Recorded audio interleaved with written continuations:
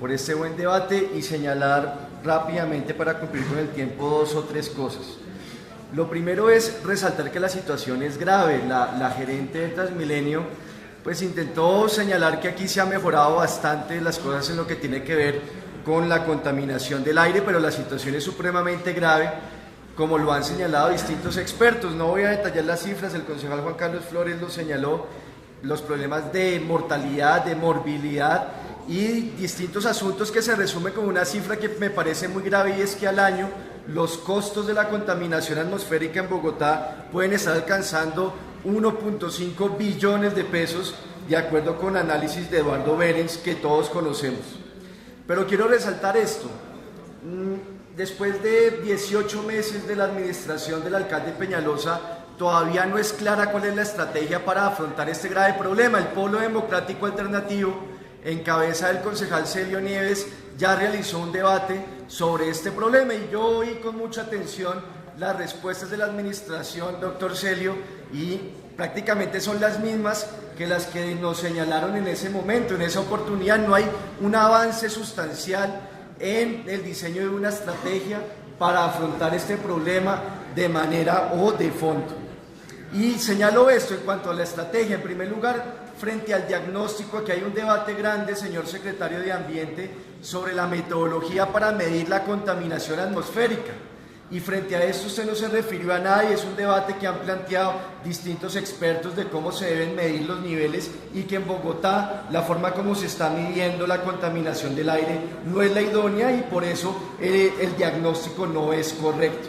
Y si ustedes vieron las presentaciones o las respuestas de los distintos funcionarios, hay algo que a mí me llamó la atención y que señaló el concejal Juan Carlos Flores en su exposición, y es que no se está midiendo o no se están midiendo los niveles de las partículas PM2.5, y lo señaló en la presentación del secretario de Ambiente. No hay una medición, que son las partículas más peligrosas, las que tienen mayor relación con el cáncer de pulmón, y frente a eso tampoco hay una estrategia para hacer esa medición. Por ejemplo, tanto el secretario de Ambiente como la gerente de Transmilenio, cuando hacen el análisis de cuáles son las principales fuentes de emisión de material particulado, se centraron en las fuentes de emisión del material PM10, y nos dicen que la mayor fuente de contaminación es el transporte de carga, pero en ningún momento se hace un análisis o nos presentaron estadísticas de cuáles eran las principales fuentes de contaminación del material particulado PM2.5.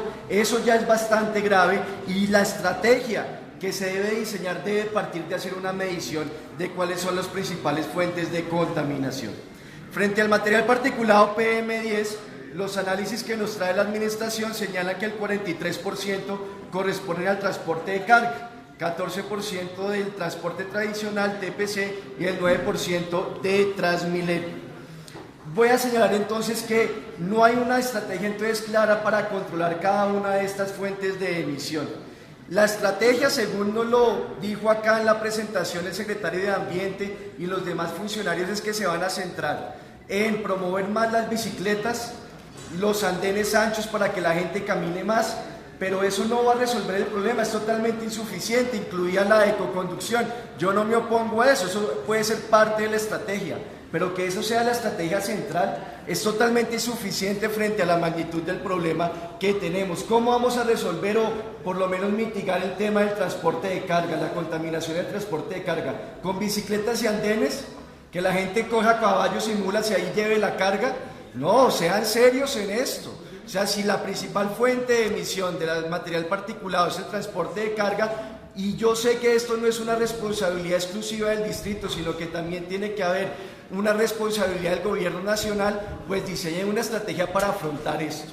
Quedé con muchas dudas, doctor Cruz, frente a las respuestas que usted dio del debate que se ha planteado sobre los filtros, y que son un mecanismo, una herramienta para controlar las emisiones de partículas. Aquí hay un debate grande. Ustedes han dicho que eso no es viable ni técnica ni financieramente, particularmente desde el punto de vista financiero, pero en lugar de buscarle soluciones a eso, pues se mantienen en que eso no es viable, no explican bien por qué no es viable, no dan bien las cifras de cuántos son los costos, quién tiene que asumir los costos, por qué no se puede plantear una renegociación de los contratos con los operadores, sino simplemente dicen que eso no es viable. Y repito, la estrategia se centra en ciclorrutas, en andenes más anchos y en ecoconducción, y es una estrategia que es totalmente insuficiente. Y frente al tema de Transmilenio y a los nuevos buses, sí, quedamos con muchísimas dudas, señora gerente de Transmilenio. Ya no se cumplió el cronograma que ustedes nos habían dicho en marzo del año pasado. Supuestamente en diciembre iban a abrir la licitación, a adjudicar los contratos, según nos lo presentó y nos lo recordó hoy el concejal Juan Carlos Flores. Eso lo incumplieron, y yo le estaba preguntando a la Financiera de Desarrollo Nacional, que fue la que contrató la consultoría para estructurar la licitación, y tengo muchas dudas. Por ejemplo, en agosto la Financiera me contestó y todavía Transmilenio no ha definido si la licitación se va a partir en 3 licitaciones, una para comprar los buses, otra para definir quiénes los van a operar y otra para definir quiénes van a operar los patio talleres, o si la licitación va a ser una sola y va a sumar o va a aglutinar todos estos 3 componentes. Supuestamente en mayo ustedes tenían que definir eso, y en agosto la Financiera de Desarrollo Nacional, en respuesta a un derecho de petición, me contestó que aún eso no lo ha definido Transmilenio. O sea que ahí ya también hay un incumplimiento del cronograma, y de acuerdo con los cálculos que usted nos dio en marzo, desde que se adjudican los contratos hasta que entren los nuevos buses, pueden pasar entre 14 y 18 meses. O sea, nos vamos a ir hasta el 2019, y concejal Juan Carlos Flores, concejal Emel, se va a venir una nueva prórroga, como nos indican las cifras y aquí los incumplimientos que nos ha señalado la administración. Cero estrategia seria, lo cual es muy preocupante porque, repito, el problema es muy grave. Muchas gracias, señora presidenta.